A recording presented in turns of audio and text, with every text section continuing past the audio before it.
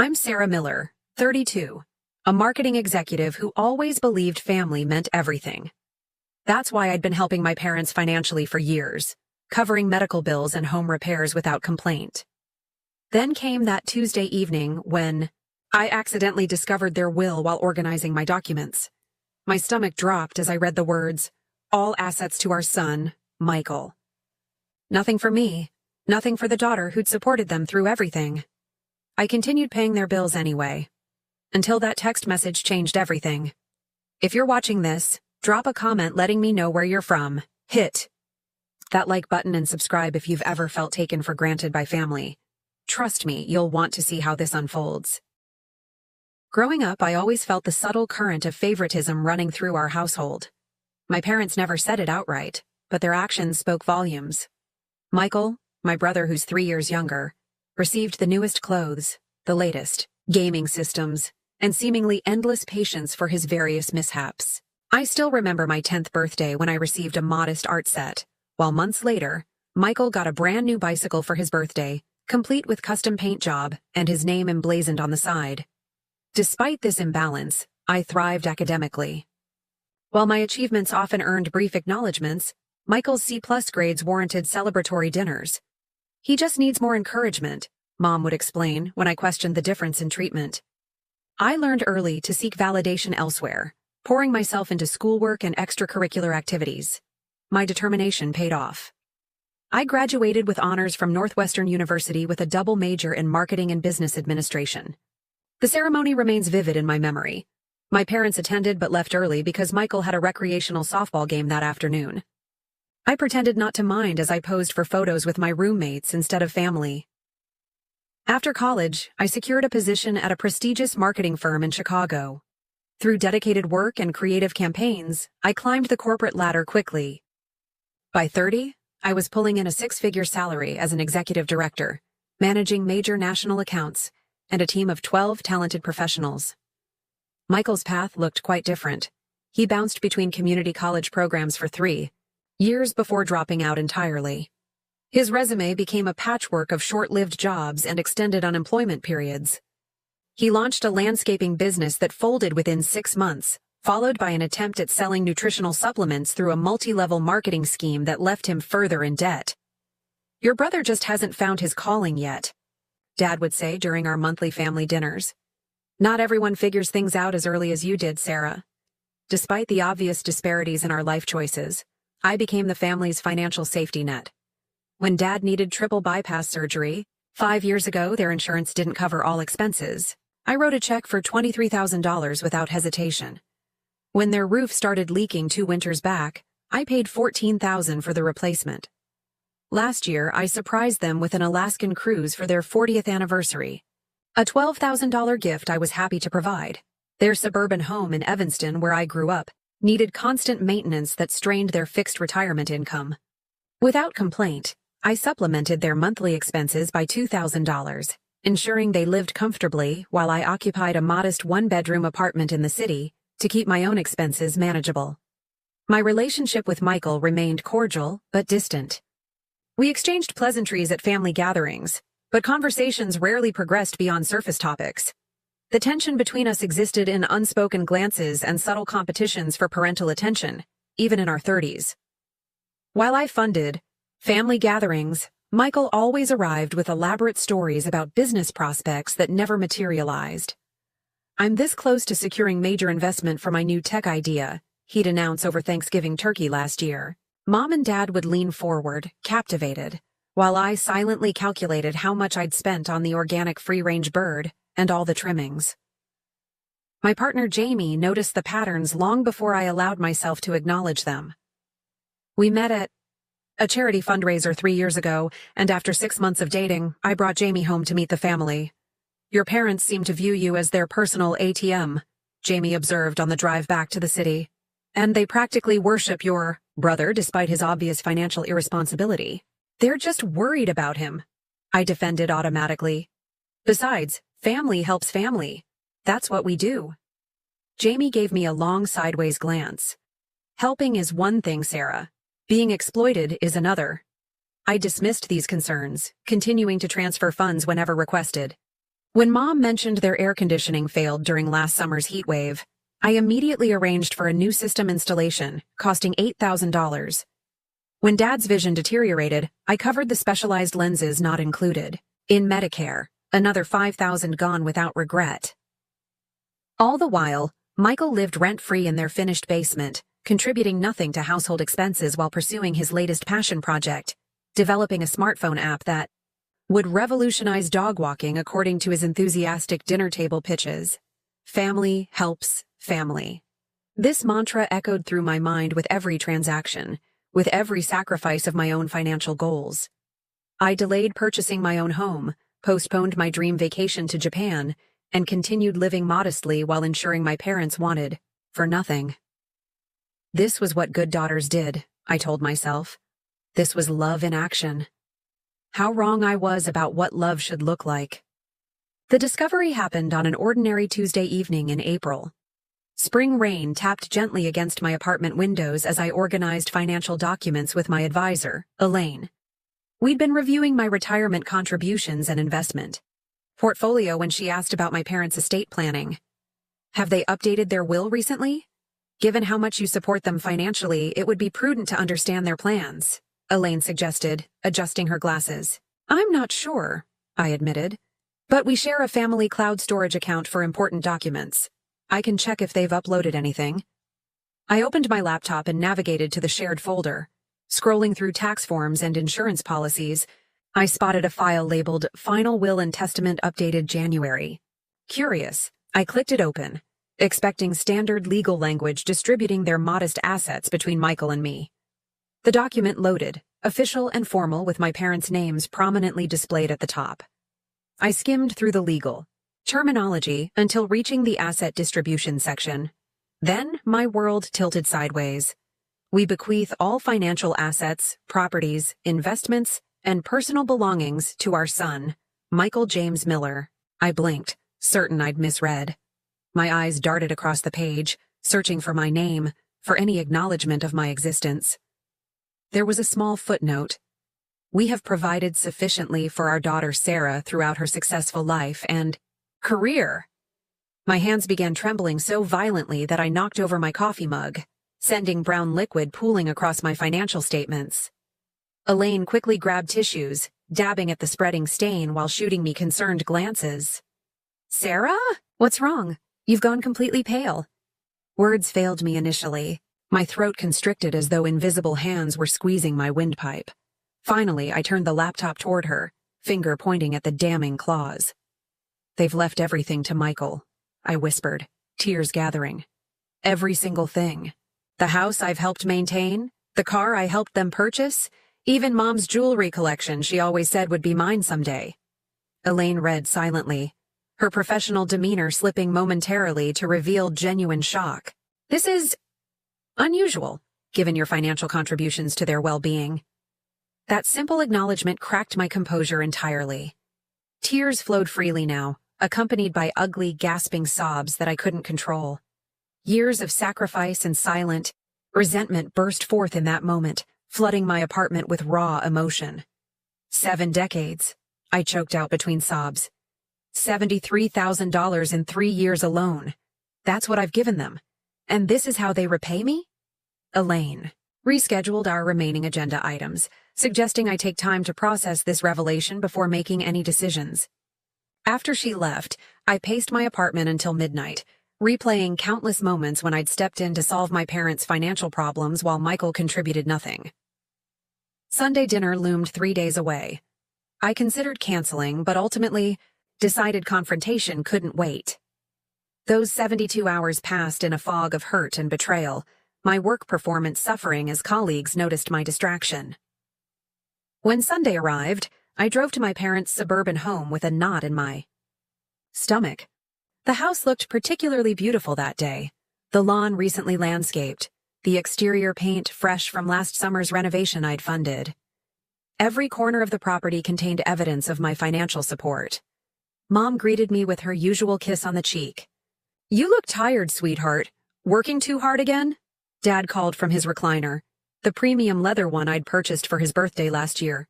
"There's my successful daughter. How's the corporate world treating you?" Michael emerged from the basement, laptop in hand. Sarah, perfect timing. I wanted to show you the prototype interface for my app. Just need to secure $50,000 in seed funding to launch. Their normalcy felt surreal given what I now knew. We moved through the motions of dinner preparation, discussing trivial matters while the will's contents screamed silently in my head. When we finally sat around the dining table, a solid oak piece I'd bought after their previous table collapsed, I couldn't maintain the charade any longer. I found your updated will, I stated, setting down my fork with a definitive clink against fine china.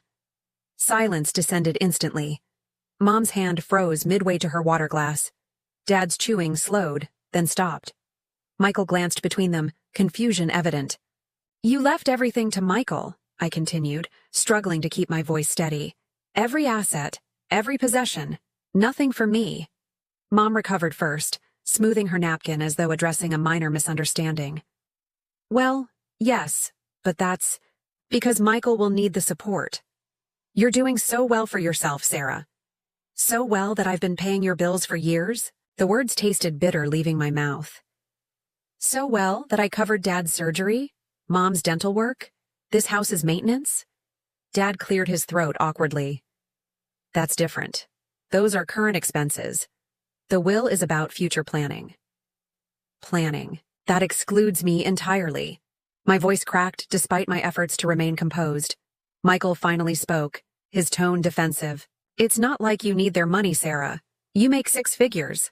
I'm still trying to get my business off the ground. After 15 years of trying? The question hung in the air, sharper than intended. Mom's expression hardened slightly.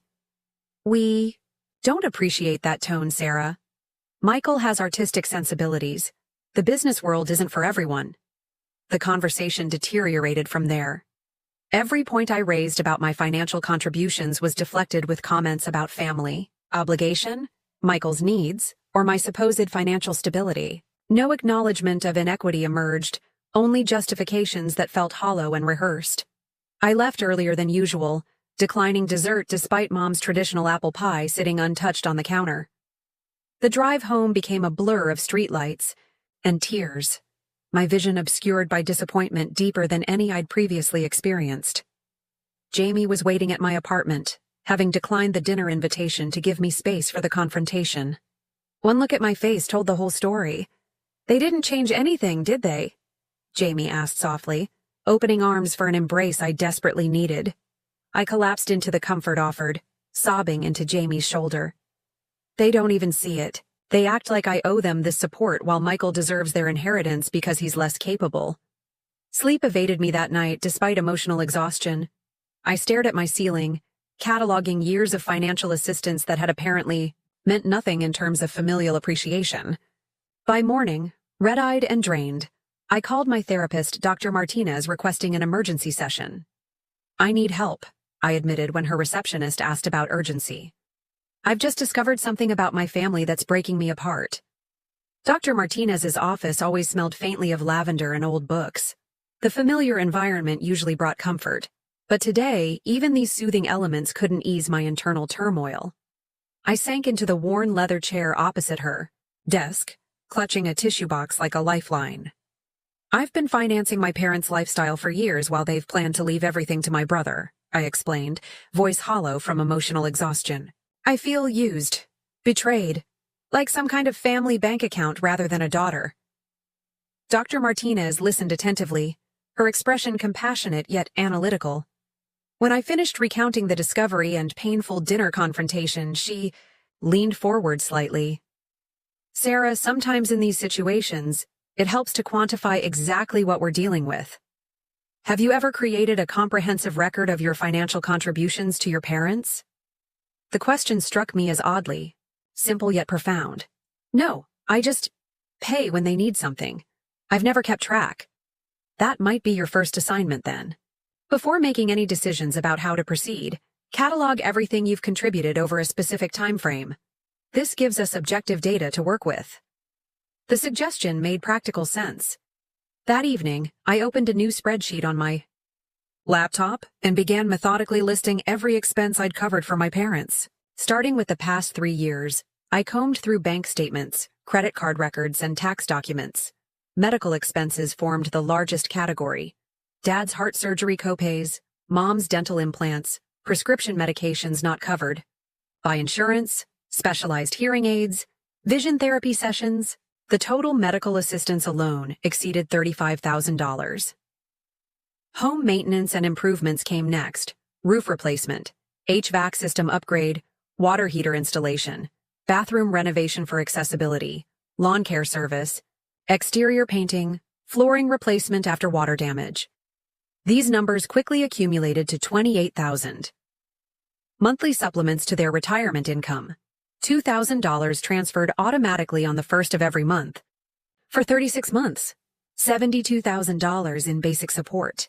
Luxury items and experiences I'd gifted: the Alaskan cruise anniversary present, Dad's leather recliner, Mom's pearl necklace for her birthday, the oak dining table, matching wingback chairs for their reading nook, smart television with premium streaming subscriptions. Another $20,000 there. Transportation costs, maintenance on their sedan, new tires each winter, insurance premiums I quietly covered when they complained about rate increases. $7,000 more. Holiday expenses, Thanksgiving dinners, Christmas gifts, Easter brunches, Mother's and Father's Day celebrations I funded entirely while Michael brought token gifts. Approximately $6,000 annually. By midnight, the spreadsheet revealed a staggering total: $168,000 over 3 years. The number glowed on my screen, validating my sense of exploitation while simultaneously breaking my heart. Sleep eluded me again as I confronted memories of what I'd sacrificed to provide this level of support. The down payment for my own home, delayed indefinitely. The master's degree program I'd deferred twice. The 2-week Japan trip Jamie and I had planned, but canceled when Mom needed dental work the same month. Morning brought clarity through exhaustion. I scheduled an appointment with my financial advisor Elaine for that afternoon, bringing the detailed spreadsheet with me. "This is substantial," she commented, reviewing the figures. "Especially considering your own financial goals remain unfulfilled." "I've always believed family comes first," I explained weakly. "Family support should be reciprocal," Elaine countered gently. "This data suggests a one-way relationship that's impacting your financial health." We spent 2 hours analyzing how these contributions had affected my own financial trajectory. The retirement savings gap, the missed investment opportunities, the compounding interest lost on funds diverted to family expenses. "What do you recommend?" I finally asked, emotionally drained but determined. From a purely financial perspective, establishing boundaries is essential. You're jeopardizing your own security by continuing this level of support, especially given the inheritance situation. The conversation shifted to practical steps: reducing or eliminating voluntary contributions, establishing clear parameters for emergency assistance, prioritizing my financial well-being. "This isn't selfish," Elaine emphasized, noting my hesitation. "It's necessary self-preservation." That evening, I drafted an email to my parents. Numerous revisions followed as I struggled to balance emotional honesty with factual presentation. The final version outlined my decision simply: "After careful consideration of my financial situation and future goals, I need to inform you that I can no longer provide supplementary financial support. The monthly transfers will stop immediately, and I won't be covering additional expenses moving forward. This decision comes after learning about your estate plans and reevaluating my own financial priorities. I hope you understand this necessary change." My finger hovered over the send button for several minutes before courage finally prevailed. Within an hour, my phone buzzed with my father's response: "We're disappointed in this sudden change of heart. Parents sacrifice everything for their children. Supporting family in their golden years isn't optional, Sarah. It's obligation. We raised you better than this." No acknowledgement of my years of assistance. No gratitude. Only disappointment and accusation. Michael's reaction came via angry voicemail. "What the hell, Sarah? Mom just called me crying about your email. They're on fixed incomes. You know they depend on your help. Is this about the will? Because that's really petty. They need you now, not after they're gone." Each word reinforced my decision while simultaneously triggering waves of guilt. Cultural and familial expectations of filial responsibility battled against my newfound determination for self-protection. Jamie offered unwavering support. "They're manipulating you, Sarah. Notice how neither message addresses all you've already given? They're treating your boundaries as betrayal rather than reasonable self-care." Despite logical agreement with this assessment, emotional turbulence persisted. I contacted Dr. Martinez again, seeking reinforcement for my wavering resolve. "Guilt often accompanies boundary setting, especially with family," she reassured me. "Remember that healthy relationships involve reciprocity and respect for each person's well-being. Your decision isn't rejecting your parents, it's reclaiming necessary balance." With this professional validation, I silenced my phone notifications and focused on recalibrating my financial plans. For the first time in years, my budget reflected my own priorities rather than external obligations disguised as family duty. The sense of liberation proved both exhilarating and terrifying. Freedom intertwined with guilt as I navigated this unfamiliar territory of prioritizing myself above parental expectations. 2 weeks of silence followed my boundary-setting email. My phone remained conspicuously quiet, lacking the usual stream of parental requests and casual check-ins. This absence created an unsettling mixture of relief and anxiety that impacted my daily functioning in unexpected ways. Morning routines felt different without Mom's typical text messages inquiring about my schedule or sharing neighborhood gossip. Evenings stretched longer without Dad's calls discussing home projects needing my input, which inevitably meant my funding.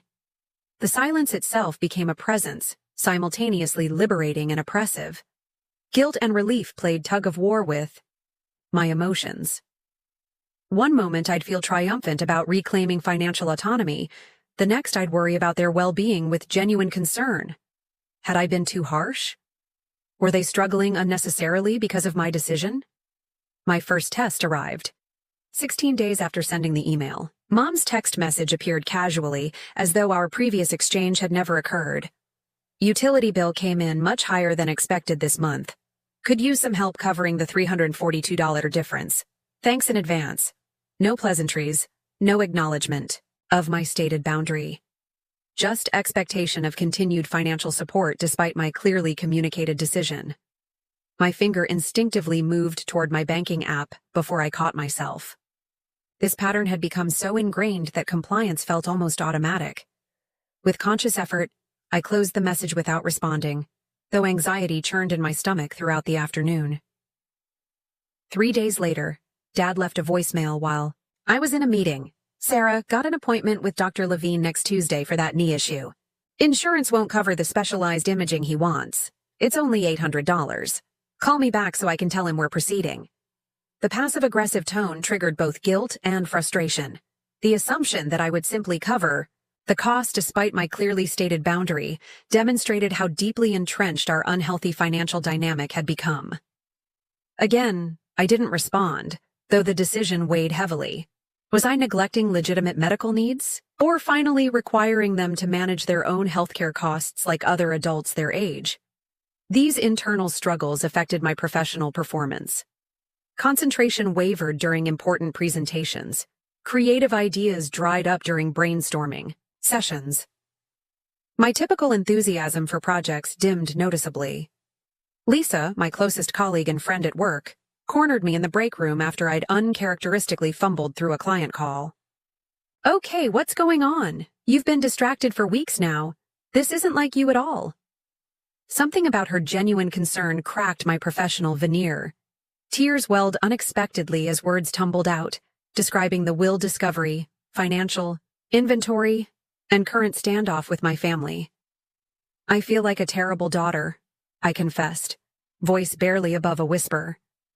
"But I also feel like they've taken advantage of me for years, while planning to leave everything to my brother." Lisa's expression shifted from concern to understanding. "My sister did the same thing to me with our parents. Always the favorite despite contributing nothing, while I handled everything practical and received zero recognition." This simple acknowledgement of shared experience provided tremendous validation. Lisa wasn't judging me harshly for establishing boundaries. She understood the complex emotions involved in family financial dynamics. "What did you do?" I asked. desperate for guidance from someone who'd navigated similar territory.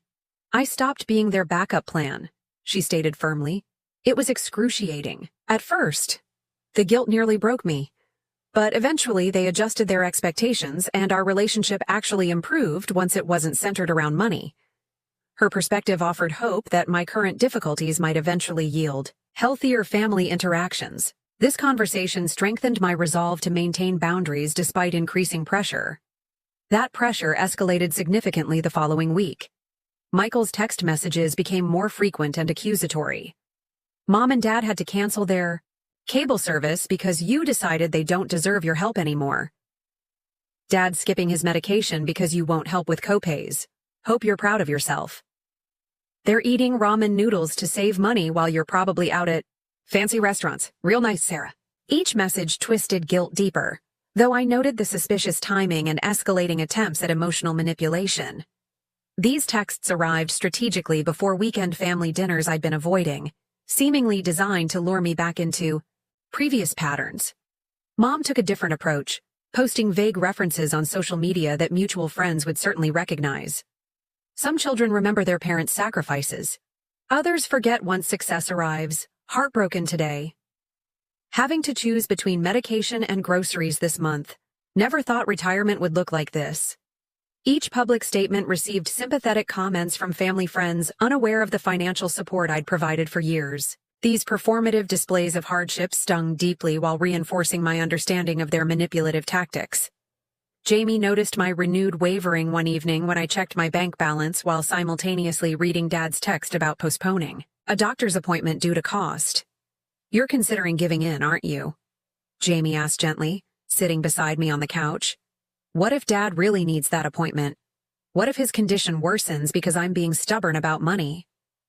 "That's the narrative they want you to believe?" Jamie countered. "But your parents receive Social Security, have Medicare, and your dad has a pension. They managed before you started supplementing their income. They can adjust their spending now." Lisa reinforced this perspective during our lunch break the next day. "Your parents are making choices about their priorities.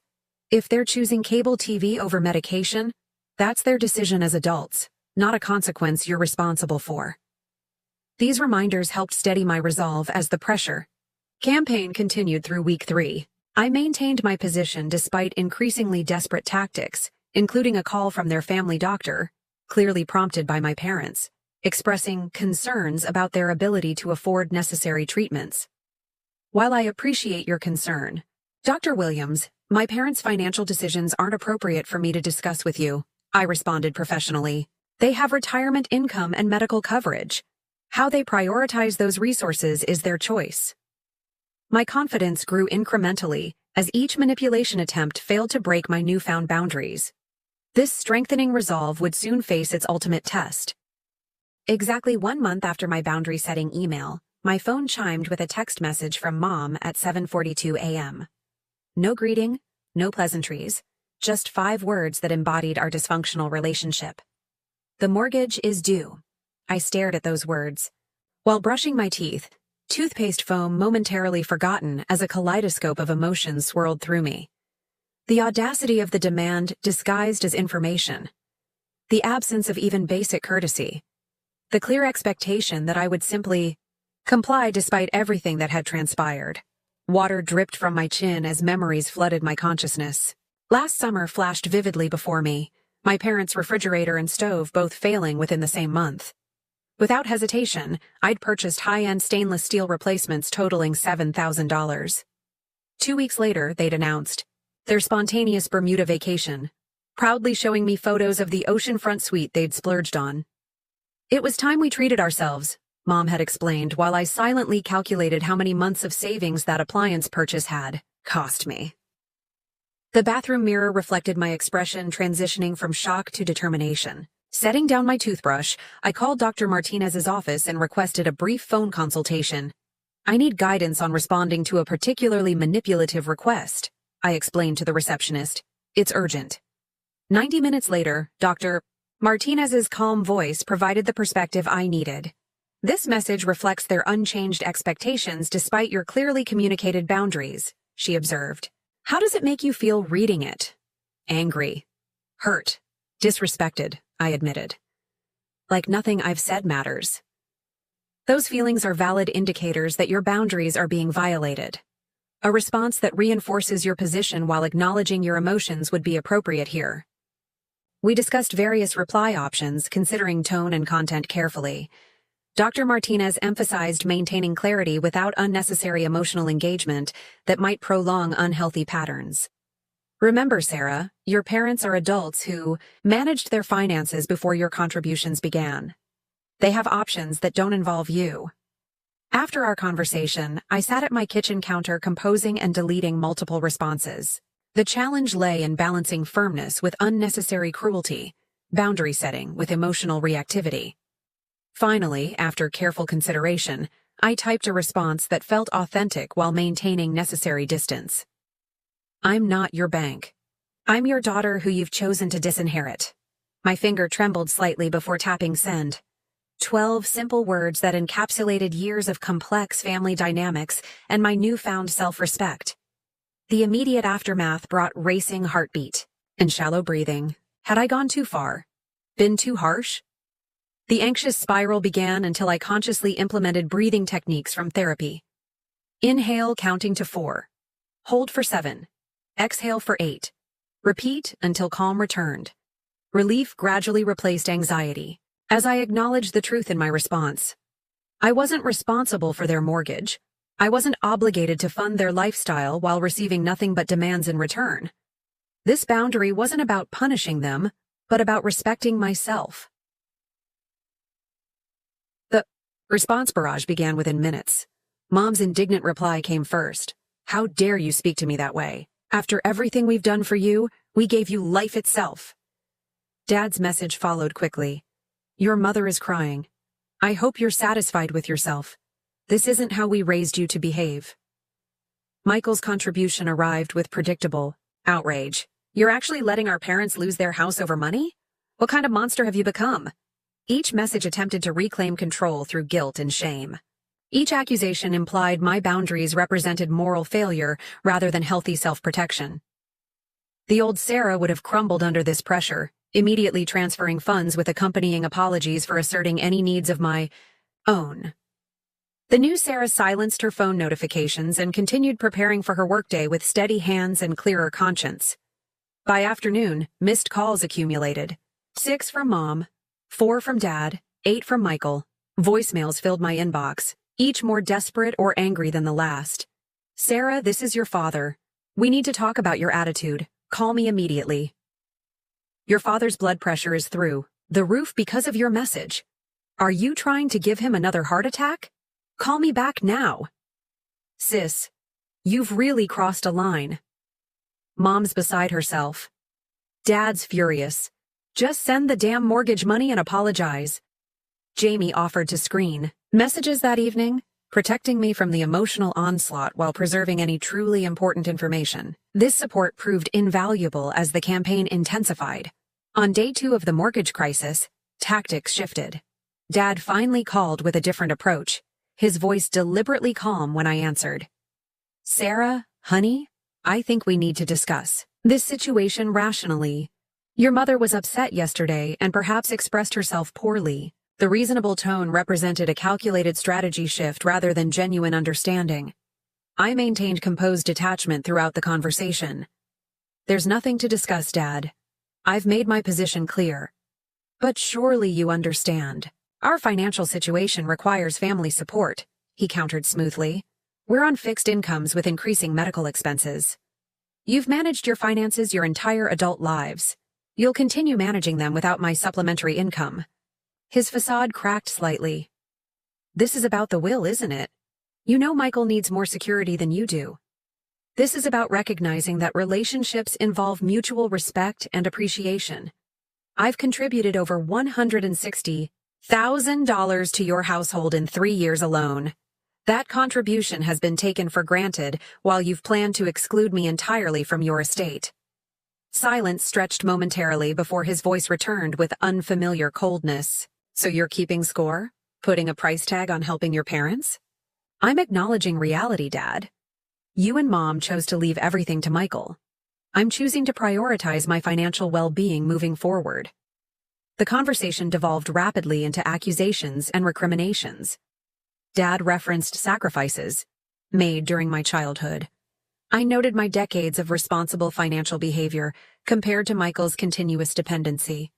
Painful truths emerged that had festered beneath superficial family harmony for years. Maybe we should all sit down together and discuss this properly, Dad finally suggested, exhaustion evident in his voice.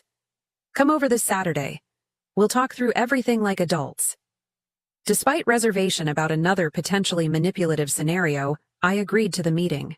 Resolution required direct communication rather than continued text warfare. I'll be there at 11, I confirmed. And I'm bringing Jamie.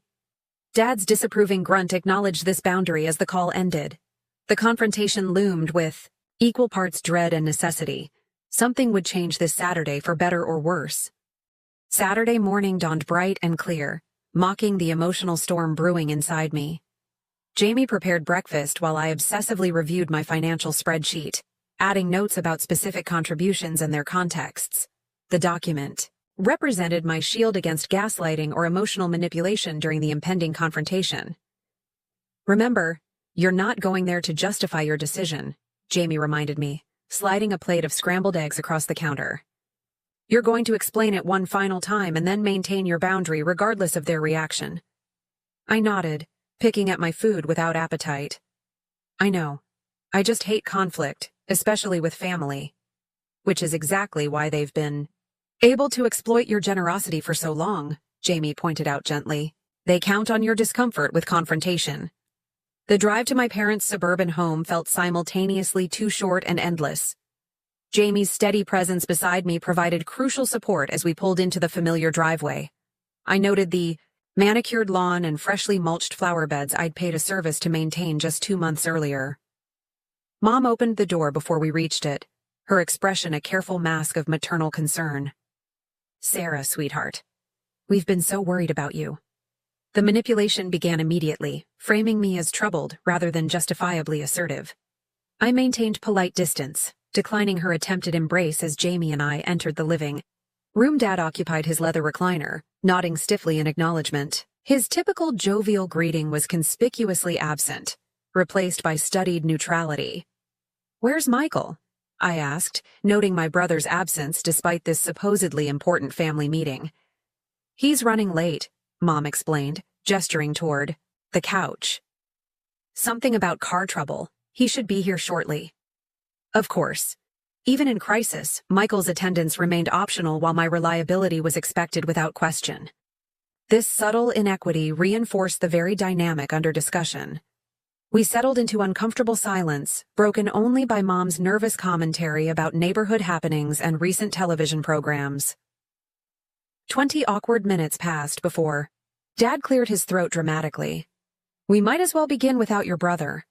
Sarah, your mother and I are deeply concerned about your recent behavior and attitude toward family obligations." The framing attempted to position me as problematic rather than responding reasonably to problematic treatment.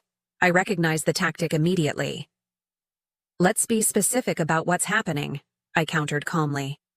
"I discovered you've chosen to leave your entire estate to Michael while expecting me to continue financing your current lifestyle.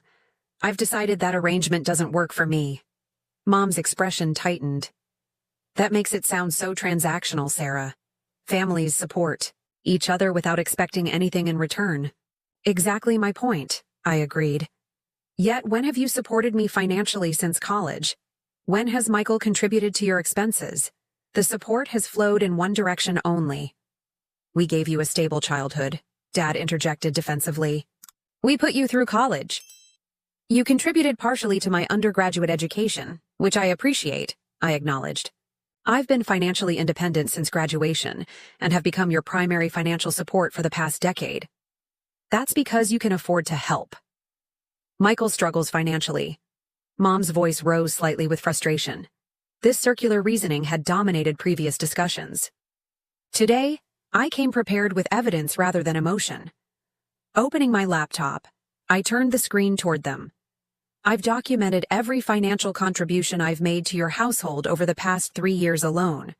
The total exceeds $168,000. The color drained from both their faces as they leaned forward, scanning the detailed spreadsheet categories. Medical expenses, home improvements, monthly supplements, luxury items, transportation costs, holiday expenses. Each row contained dates, amounts, and specific descriptions. "This can't be right," Mom whispered, genuine shock evident in her expression. "Every entry corresponds to bank transactions I can verify," I stated firmly. "This doesn't include gifts, restaurant meals I've covered, or smaller expenses under $100. Dad adjusted his glasses, examining the document more closely. His typical bluster deflated visibly as the numerical reality confronted him. "We never realized it totaled this much," he admitted quietly. "That's part of the problem," I explained. "You've treated my financial support as expected rather than extraordinary. Meanwhile, I've delayed my own financial goals to provide this assistance." Silence descended as this reality sank in. Mom dabbed at unexpected tears while Dad stared at the spreadsheet with furrowed brow. "We've been struggling more than you know," he finally confessed. "Medical costs keep rising. The pension doesn't stretch as far as we planned. And there are some debts you don't know about," Mom added hesitantly. "Credit cards mostly."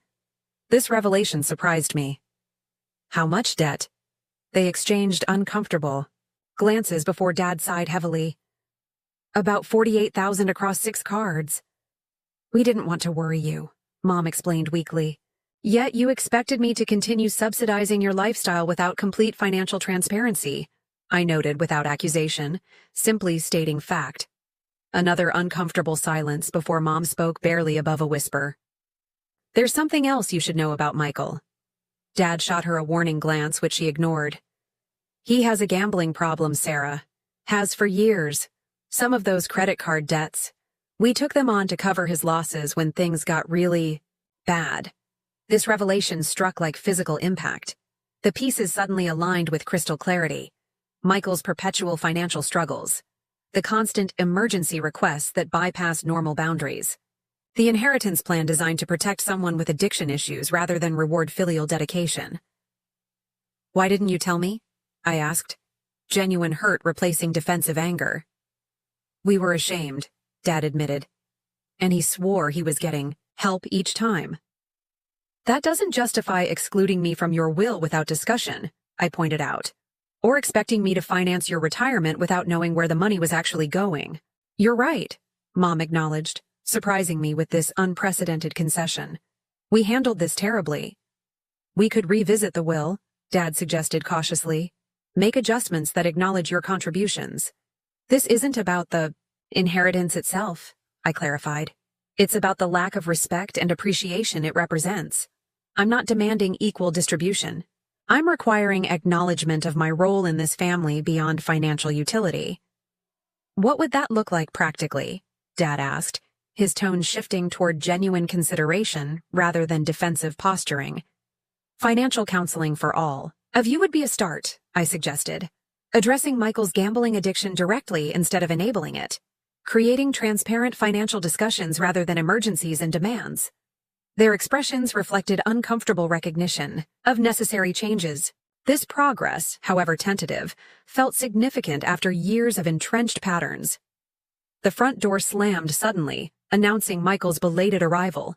He stormed into the living room, face flushed with obvious anger. Finally, made it through. "Traffic," he announced, glaring in my direction. "Hope you haven't turned them completely against me yet." His combative entrance immediately shifted the emotional temperature in the room. Mom tensed visibly while Dad straightened in his chair, paternal authority reasserting itself. "Michael, we're having an important family discussion," Dad stated, firmly. "Sarah has brought some concerns to our attention that we need to address together." "Like cutting off our parents financially when they need help?" Michael sneered, dropping into an armchair. Real sisterly behavior there. The old dynamic threatened to reassert itself immediately. Michael's victimhood positioning, parental protective instincts activating, my reasonableness portrayed as selfishness. Before this familiar pattern could fully re-engage, I turned my laptop screen toward Michael, displaying the contribution spreadsheet. "This is what I've provided in 3 years alone, while you've contributed Nothing. His momentary speechlessness provided opening for the necessary conversation. Michael, Mom, and Dad told me about the gambling. This family has financial issues that need addressing directly, not through secrecy and enabling. You had no right to tell her. He exploded toward our parents, confirmation in his reaction. They had every right, I countered calmly. Just as I have every right to decide how my money is used? You don't understand what it's like. Michael's voice cracked with genuine emotion. I've been counting on that inheritance to finally get straight, to pay everything back. That inheritance depends on our parents' deaths, I pointed out quietly. That's not a financial plan. That's waiting for tragedy. The blunt assessment silenced him momentarily. His expression cycled through anger, shame, and finally, reluctant recognition. What am I supposed to do then? Vulnerability replaced belligerence in his question. Get actual help for the gambling addiction. Take financial responsibility like other adults. Build your life on your own efforts rather than parental rescue or future inheritance. My directness clearly shocked everyone present, including myself. Years of tiptoeing around family dynamics had been replaced by necessary honesty without cruelty. I love all of you, I continued into the stunned silence. That's why I've supported you financially all these years. But love without respect deteriorates into dysfunction. What I'm asking for now is relationship based on mutual respect rather than financial dependency. The room remained silent as my words settled around us. No immediate defensiveness arose. No counterattacks launched. Just 4 adults confronting long-established patterns that had damaged our family connections despite intentions. Jamie squeezed my hand supportively as I closed my laptop, signaling conclusion to my presentation. The next move belonged to my family members. Dad spoke first, voice uncharacteristically subdued. We need to make changes, all of us. Mom nodded agreement, wiping tears. I'm sorry we've taken you for granted, Sarah. Truly sorry. Michael stared at the floor, conflict evident in his expression. I don't know if I can change overnight.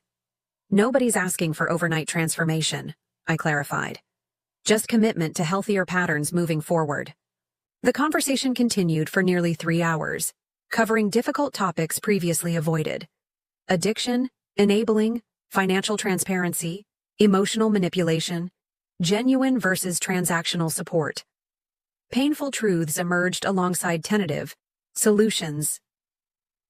No magical resolution materialized from this single discussion. Family dynamics established over decades wouldn't transform instantly, but fundamental acknowledgement of problems represented essential first steps toward potential healing. As Jamie and I finally prepared to leave, Dad awkwardly requested a hug, the first initiated from his side in years. Mom whispered tearful apology against my shoulder. Michael maintained distance, but nodded respectfully as we departed. The quiet drive home contrasted sharply with the tense journey earlier that day. Jamie waited until we were halfway to the city before breaking the contemplative silence. That went better than expected. I nodded, emotions still processing the complex encounter. It's a beginning, not an ending. Real change will require sustained effort from everyone. Including boundaries from you, Jamie reminded gently. Especially boundaries from me, I agreed, watching suburban landscapes transition toward urban density through the passenger window.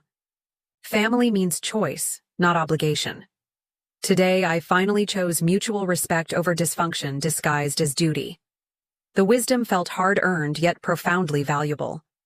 The road ahead remained uncertain, but for the first time, it contained possibility of authentic relationship rather than financial exploitation wrapped in familial expectation. 3 months passed before significant communication resumed with my family. This period of separation proved essential for establishing new patterns and expectations.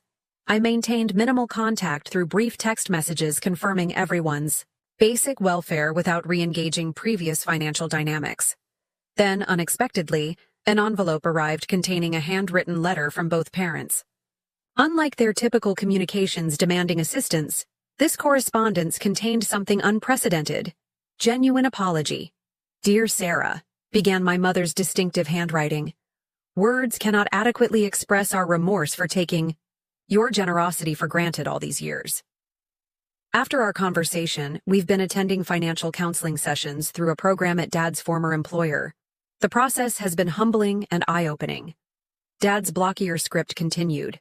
On the next page, we've created a proper budget for the first time in years. Our counselor helped us identify unnecessary expenses and develop sustainable practices appropriate for our actual income. We're managing our mortgage and bills independently now. The most surprising revelation followed.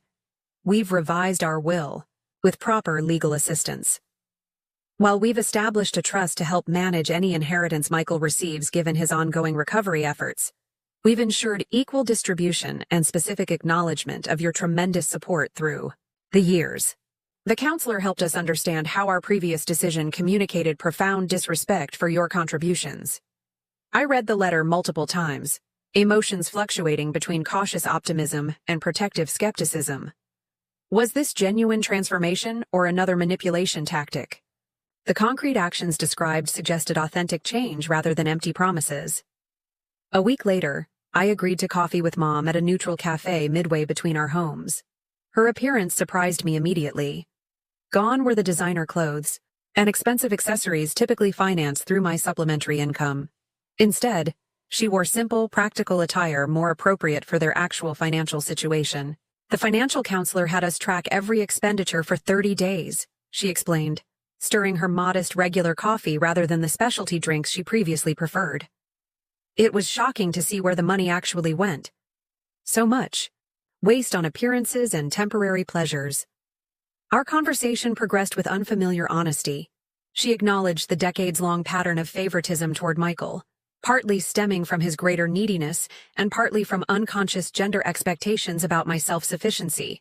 We treated your success as reason to expect more from you rather than celebrate your accomplishments, she admitted. While we coddled Michael's failures and made endless excuses for his behavior. The accountability in her words felt revolutionary after years of denial and deflection. This wasn't performance or manipulation, but genuine recognition of harmful patterns. Dad joined us for lunch the following weekend, bringing similar acknowledgments from his perspective. I always prided myself on providing for this family. When retirement and health issues made that impossible, I transferred that pride to you, expecting you to maintain our lifestyle without recognizing the burden it placed on your future. These conversations, while healing, didn't immediately restore complete trust. Real transformation requires sustained evidence, not temporary behavioral modifications. I maintained firm boundaries around financial assistance while cautiously rebuilding emotional connection. Michael's journey proved more complicated. His initial resentment toward my boundary setting persisted longer than our parents' resistance. The revised inheritance arrangements triggered particular bitterness until Dad facilitated a difficult conversation addressing the gambling addiction directly. I've been attending Gamblers Anonymous meetings twice weekly, Michael eventually shared during a tentative dinner together. 90 days clean so far. The program makes you confront how your addiction affects everyone around you. I owe you an apology for years of expecting rescue while contributing nothing in return. His accountability, while imperfect and occasionally interspersed with backsliding, represented significant progress from previous entitlement. He secured steady employment for the first time in years, managing apartment maintenance for a local property company with structured hours and responsibilities. My own healing journey progressed through continued therapy with Dr. Martinez, who helped process complex emotions around family expectations and self-worth. You're navigating the difficult transition from enabling to supporting, she observed during one particularly insightful session. Supporting means respecting others. Capacity to manage their own challenges while enabling involves resolving problems they should address themselves. This distinction clarified appropriate boundaries moving forward. I could express love through presence, attention, and emotional availability, without assuming financial responsibility for others' choices. This balanced approach allowed genuine relationship without exploitation. The monthly transfers that previously strained my finances now redirected toward my own security and goals. Within 6 months, I accumulated sufficient savings for comfortable down payment on a modest condo closer to my workplace. The housewarming celebration included family members who brought potluck contributions rather than empty-handed expectations. My relationship with Jamie strengthened through this challenging period, mutual respect deepening as we navigated family complexity together. Our conversations expanded to include potential future family plans, discussing how we might establish healthier patterns for the next generation should we choose to have children. I don't want to replicate my parents' favoritism or financial manipulation, I explained one evening as we discussed potential parenting approaches. Every child deserves equal emotional investment regardless of personality or achievement. Jamie nodded thoughtfully. And teaching financial responsibility early seems crucial based on your family experience. These theoretical discussions represented significant growth from my previous unexamined acceptance of dysfunctional patterns as normal family dynamics. The holiday season arrived with trepidation about potential regression to unhealthy habits under festive pressure. I hosted Thanksgiving dinner at my new condo, establishing clear expectations beforehand. Everyone would contribute specific dishes, gifts would remain modest, and financial discussions were prohibited during celebrations. To my pleasant surprise, these boundaries received respectful compliance. Dad brought his famous cornbread stuffing while Mom contributed homemade cranberry sauce. Michael arrived with store-bought but thoughtful dessert within his means. The conversation flowed naturally without underlying current of unspoken financial tension for the first time in memory. As we gathered around my dining table, the material simplicity contrasted sharply with previous elaborate holiday productions I'd financed entirely. Yet the emotional authenticity enriched our interaction beyond anything purchased with money. Genuine laughter replaced performative harmony. Real connection supplanted transactional obligation. Observing my family's attempts at healthier interaction, I recognized profound truth about relationships. Unconditional love doesn't require unconditional financial support or endless sacrifice of personal well-being.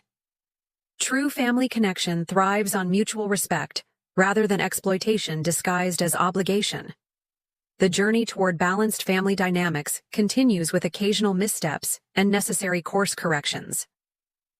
Old patterns sometimes resurface during stress or crisis, requiring gentle but firm redirection toward healthier interactions. Perfect resolution remains unrealistic given decades of entrenched behaviors, but significant improvement provides sustainable relationship previously impossible. My spreadsheet tracking parental contributions remains saved, but unconsulted now. Its creation served essential purpose in confronting denial and establishing reality, but dwelling on past imbalance would prevent forward movement.